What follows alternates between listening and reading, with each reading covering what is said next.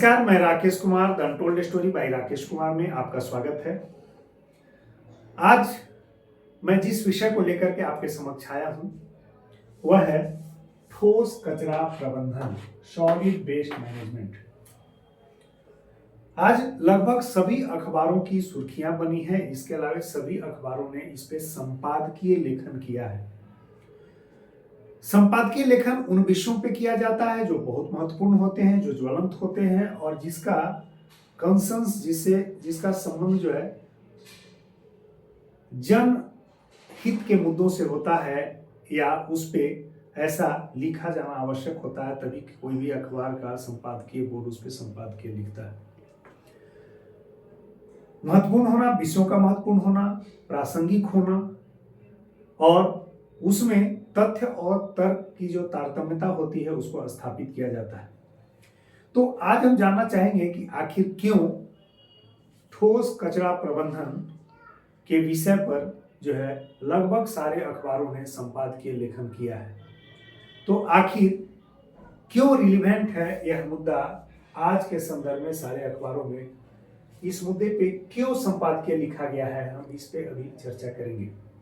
सबसे बड़ी बात है कि यह जो मुद्दा है कचरा प्रबंधन से यानी सॉलिड वेस्ट मैनेजमेंट से, यह मुद्दा क्लाइमेट चेंज के दौर में, प्रदूषण की समस्याओं से बढ़ते हुए जो क्लाइमेट चेंज है उसके दौर में यह एवरग्रीन इशू है और यह आज के संदर्भ में मोस्ट रिलेवेंट भी है, यानी सबसे ज्यादा प्रासंगिक जिसे अगर कहा जाए तो यह ज्वलंत मुद्दा है।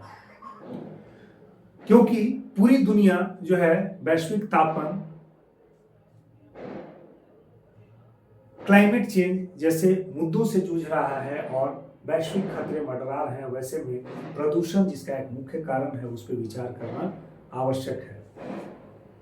आज के संदर्भ में अगर देखें तो सर्वोच्च न्यायालय ने एनसीआर के राज्यों में ठोस कचरा प्रबंधन के नियमों को पालन करने हेतु हलफनामा देने का आदेश दिया है।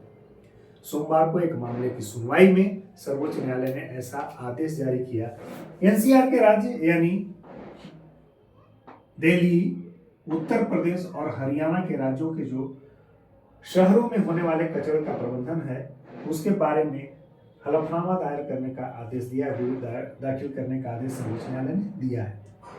समयबद्ध योजना की जानकारी मांगी गई है। कहा गया कि कैसे आप जो है ठोस कचरा प्रबंधन एनसीआर के राज्यों में करेंगे। राज्य सरकारों से कहा गया है कि आप किस तरह से समयबद्ध यानी कालबद्ध, चरणबद्ध तरीके से ठोस कचरा प्रबंधन के निस्तारण का उपाय करेंगे, इसका भी हलफनामा दायर कीजिए। इसकी जानकारी कोर्ट ने मांगी है। अगला पक्षकार है राज्य सरकार के अलावा, इन राज्यों के अलावा केंद्रीय प्रदूषण नियंत्रण बोर्ड से भी कहा है कि वेस्ट टू एनर्जी परियोजना का पर्यावरण की सेहत पर, पर्यावरण के स्वास्थ्य पर यानी पर्यावरण सुधार पर क्या असर होगा, इसकी भी जानकारी आप कोर्ट को दाखिल कीजिए हलफनामा के मार्फत से। तो प्रदूषण जो ठोस कचरे के निस्तारण सही तरीके से नहीं हो पाने की वजह से बढ़ रहा है एनसीआर में, उसको सर्वोच्च न्यायालय ने बहुत ही गंभीरता से लिया।